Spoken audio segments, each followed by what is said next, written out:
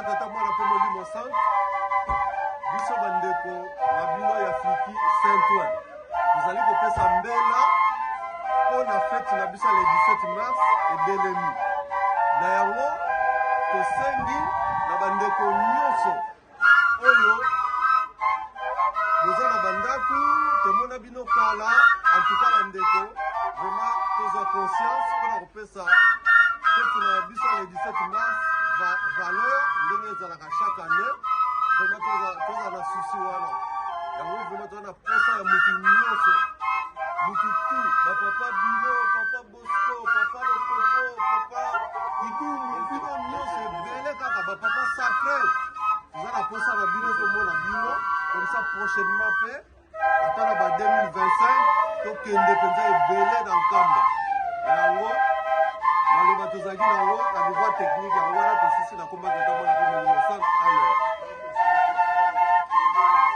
Fliki oye!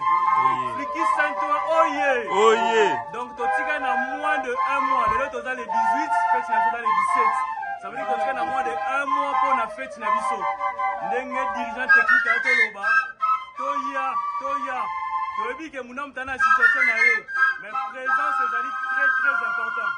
Donc oyo nyonso akomona akoyoka sango ya video ke bandeko na biso ya santo bazo préparer loko. Donc tokoma biso tomonana. Place mboka oyo ezaka na mokolo te ezaka mboka ya okufa.